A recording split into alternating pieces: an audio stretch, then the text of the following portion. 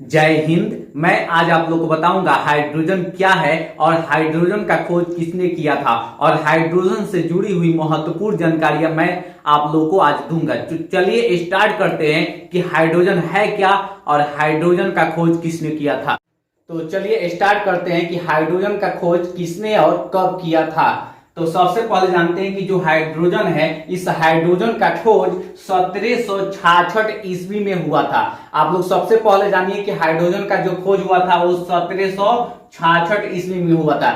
इसको खोजने वाले कौन थे? तो हेनरी कैवेंडिश थे। कौन थे? तो हेनरी कैवेंडिश थे, जिन्होंने 1766 ईस्वी में हाइड्रोजन को खोजा। अब जान लेते हैं कि हेनरी जो कैवेंडिश थे वो कौन थे और इनका जन्म कब हुआ था। तो सबसे पहले जान लेते हैं इनका जन्म 10 अक्टूबर 1731 ईस्वी में हुआ था। यानी जिस वैज्ञानिक ने हाइड्रोजन को खोजा उनका जन्म 10 अक्टूबर 1731 ईस्वी में हुआ था और इनकी मृत्यु 24 फरवरी 1810 ईस्वी में हो गई। तो आप लोग याद रखिएगा। देखिए आप लोग देख सकते हैं, यही है हेनरी कैवेंडिश, यानी इन्होंने ही किसका खोज किया था? तो हाइड्रोजन गैस का खोज किया था। आगे देखिए, यह एक ब्रिटिश वैज्ञानिक है। ये कहां के वैज्ञानिक है? तो यह एक ब्रिटिश वैज्ञानिक है। हेनरी कैवेंडिश रसायन विज्ञान और भौतिकी के वैज्ञानिक थे। इन्होंने किसके वैज्ञानिक थे? तो सबसे पहले तो रसायन विज्ञान के वैज्ञानिक थे, उसके बाद से भौतिक विज्ञान के भी क्या थे? वैज्ञानिक थे। यानी रसायन विज्ञान के भी वैज्ञानिक और भौतिक विज्ञान के भी वैज्ञानिक। कैवेंडिश हाइड्रोजन की खोज जिन्हों वह ज्वलनशील हवा कहा करते थे। यानी हाइड्रोजन को क्या कहा करते थे? तो ज्वलनशील हवा कहा करते थे। यानी इन्होंने हाइड्रोजन को जब खोजा तो उस हाइड्रोजन का नाम किससे पुकारने लगे? तो ज्वलनशील से क्या करने लगे? पुकारने लगे। यानी हाइड्रोजन को क्या बोलते थे? तो ज्वलनशील हवा बोलते थे। अब देखिए उसके बाद से क्या हुआ, इन्होंने इसे लोहा पर तनु सल्फ्यूरिक, यानी लोहा पर क्या किया?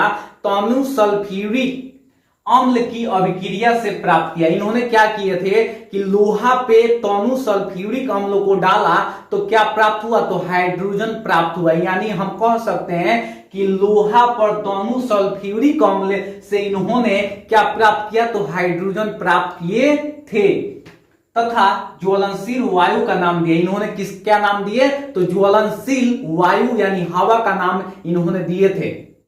अब देखिए 1883 ईस्वी में लेवासिय वैज्ञानिक आए। कितना ईस्वी में? तो 1883 ईस्वी में लेवासिय वैज्ञानिक जब आए तो इसका नाम क्या दिया? तो हाइड्रोजन दिया। यानी ये हाइड्रोजन के पहले इसका नाम क्या रखा गया था? तो ज्वलनशील पदार्थ नाम रखा गया था, यानी ज्वलनशील हवा नाम रखा गया था। अब उसके बाद से जब 1883 में लेवासिय वैज्ञानिक आए तो इन्होंने इसका नाम क्या रख दिया? तो हाइड्रोजन रख दिया। क्यों रखा था? तो इसका कारण यह है कि यह ऑक्सीजन के साथ जलकर, किसके साथ? तो ऑक्सीजन के साथ जलकर ये क्या बनाता है? तो जल बनाता है। ये ऑक्सीजन के साथ जलकर क्या बनाता है? तो जल बनाता है। इसलिए इसका नाम क्या रख दिया गया था? तो हाइड्रोजन रख दिया गया था। तो सबसे पहले जान लेते हैं कि यह एक रासायनिक क्या है? तो तत्व है। यह एक क्या है? तो रासायनिक तत्व है। आप लोग याद रखिएगा कि जो हाइड्रोजन जो है वो एक रासायनिक क्या है? तो तत्व है। यह आवर्त सारणी का सबसे पहला तत्व है। आप लोग समझ सकते हैं और जान भी सकते हैं कि जो मेंडलीव का जो आवर्त सारणी है उसका जो पहला तत्व है, यानी 1 नंबर जो तत्व है वो कौन सा है? तो हाइड्रोजन ही है। जो आवर्त सारणी के पहले ही क्या आते हैं? तो हाइड्रोजन तत्व आते हैं और सबसे पहले रखा गया है। यह सबसे हल्का भी है। यानी कहा जाए कि ये सबसे हल्का है, यानी कहने का मतलब है कि बहुत ही हल्का। लेकिन जब इसके बाद जब हीलियम का खोज हुआ तो ये दूसरे स्थान पे चला गया, क्योंकि जब सबसे पहले खोजा गया था तो सबसे हल्का जो गैस थी वो कौन सी थी? हाइड्रोजन थी। लेकिन जैसे ही हीलियम का खोज हुआ तो हीलियम ही क्या हो गया? इससे भी हल्का है, इसलिए सबसे हल्की किसको माना जाता है? तो हीलियम को माना जाता है और हाइड्रोजन को छोड़ दिया गया। ये हल्का तत्वों में नहीं गिने, लेकिन ये क्या है? तो यह हल्का तत्व है। आगे देखिए, तारों तथा सूर्य, यानी हम कह सकते हैं जो तारे हैं और जो सूर्य है यानी अधिकांश जो भाग है, जो तारे और सूर्य का अधिकांश भाग है, वो किससे मिलकर बना हुआ है? तो हाइड्रोजन से मिलकर बना हुआ है। किससे?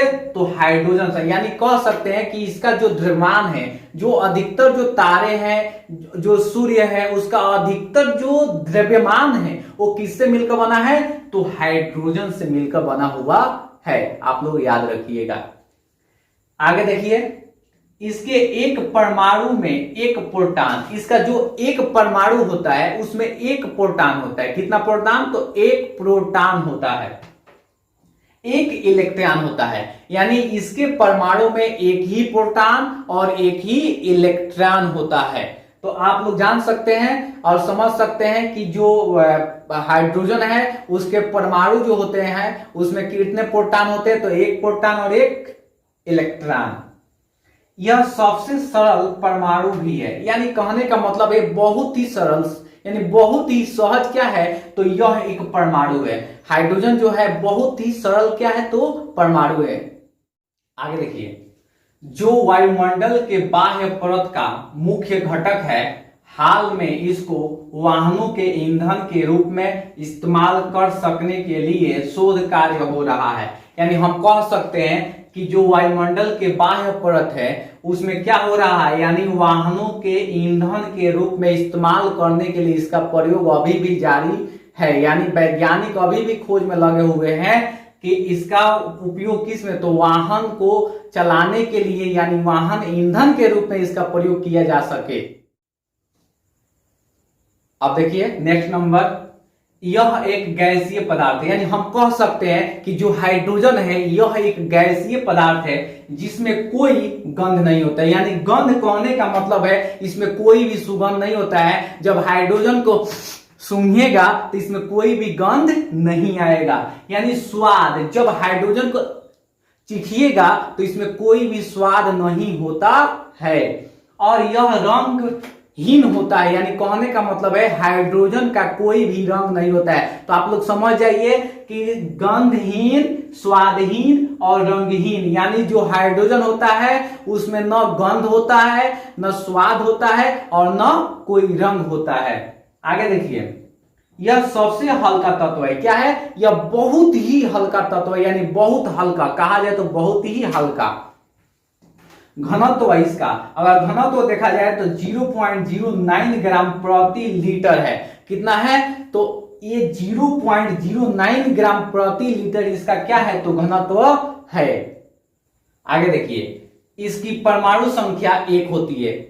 परमाणु संख्या की बात करें तो कितनी होती है? तो 1 होती है। संकेत इसका बात करें तो H होता है। आप हाइड्रोजन को H से सूचित कर सकते हैं। किससे? तो H से। परमाणु भार इसका जो होता है वह 1.008, यानी कह सकते हैं 1.00 क्या होता है? 8। इसका परमाणु भार जो होता है वो कितना होता है? 1.008 होता है। यह आवर्त सारणी के प्रथम स्थान पर है। किस स्थान पे? तो प्रथम स्थान पे। यानी मेंडलीव के जो आवर्त सारणी है उसका जो पहला स्थान है वो किसका है? तो हाइड्रोजन का है। किसका? हाइड्रोजन का। इससे 2 परमाणु मिलकर एक अणु बनाते हैं। क्या? तो जब 2 परमाणु मिलेंगे तो एक क्या बनता है? तो अणु बनता है।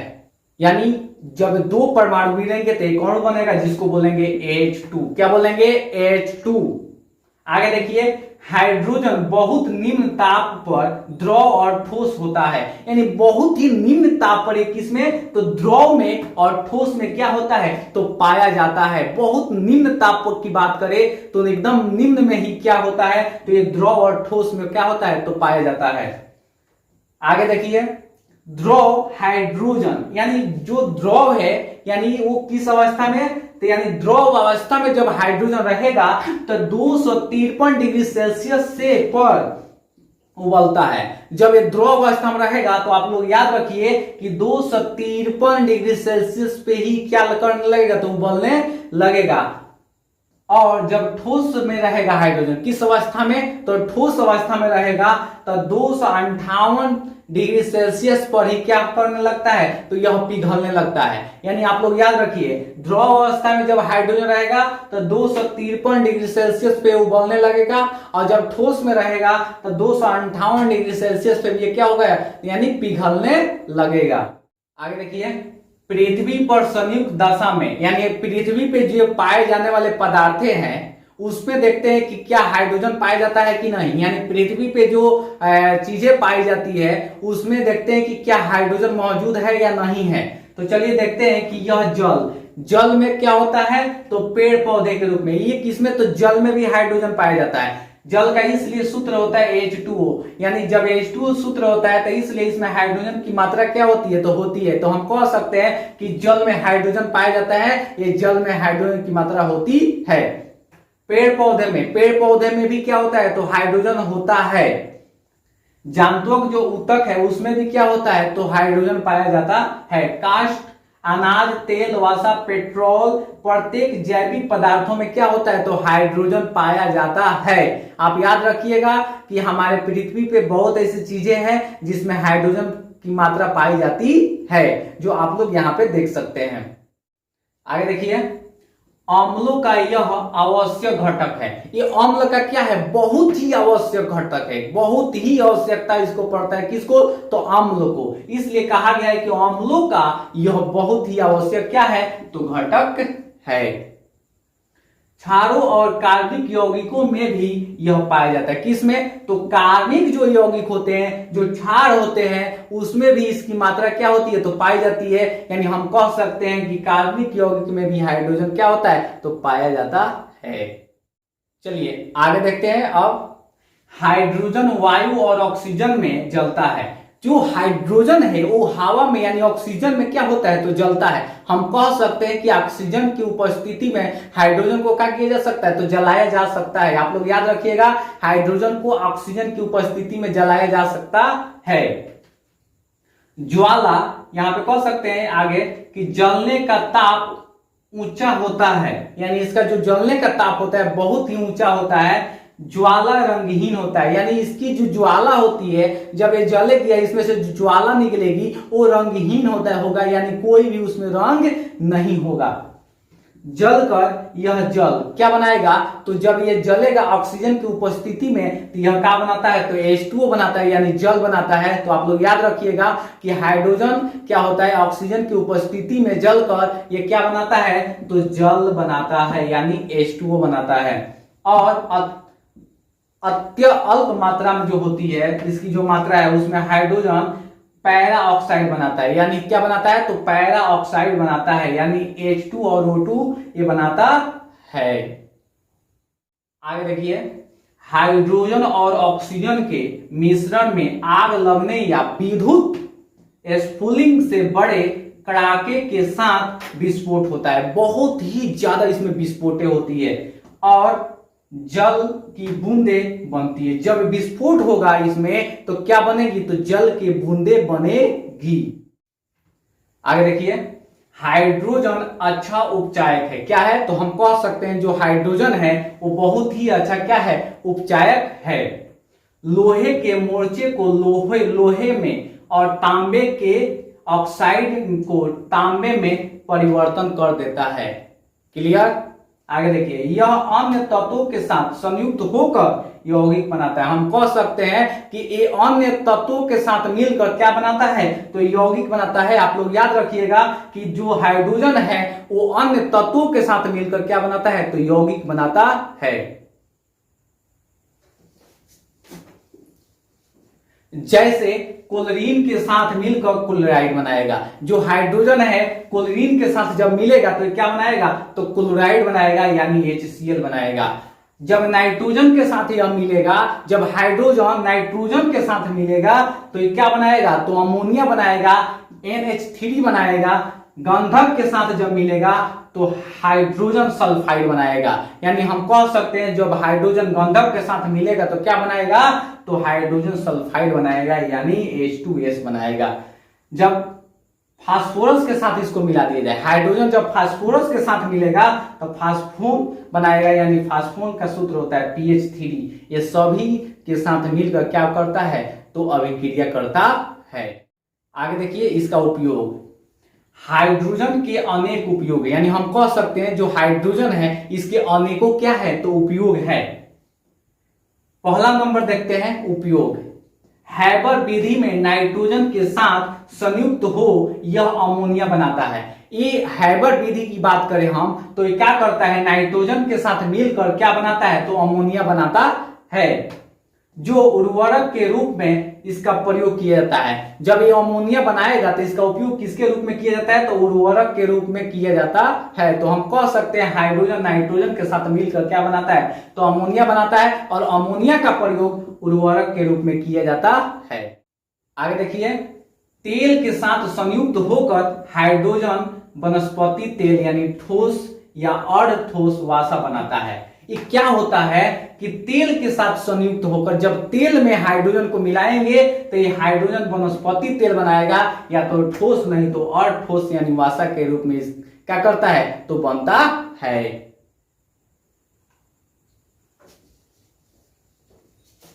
अगला नंबर देखते हैं इसका उपयोग। क्या उपयोग है, तो खाद्य के रूप में प्रयुक्त होने के लिए वनस्पति तेल बहुत बड़ी मात्रा में बनती है। इसका उपयोग जब हम करते हैं हाइड्रोजन का खाने के रूप में, खाद्य के रूप में, तो बहुत ही प्रचुर मात्रा में इसका क्या होता है, तो ये वनस्पति तेल का निर्माण करता है। आगे देखिए, उपचाय के रूप में यह अनेक धातुओं के निर्माण में काम आता है, यानी उपचाय के रूप में अनेक धातु को बनाने के लिए, निर्माण करने के लिए इसका उपयोग किया जाता है। और देखिए आगे, इसकी सहायता से कोयले से संदिष्ट पेट्रोल, यानी हम कह सकते हैं इसी हाइड्रोजन की सहायता से कोयले से पेट्रोल भी बनाया जाता है। यानी कहने का मतलब है कि जो हाइड्रोजन है इसी की सहायता से कोयले से क्या किया जाता है, तो पेट्रोल भी बनाया जाता है। अनेक ईंधनों में हाइड्रोजन जलकर ऊष्मा उत्पन्न करता है। अनेक जो ईंधन है उसमें जलकर हाइड्रोजन क्या करता है, तो ऊष्मा की उत्पत्ति करता। आगे देखिए इसका उपयोग।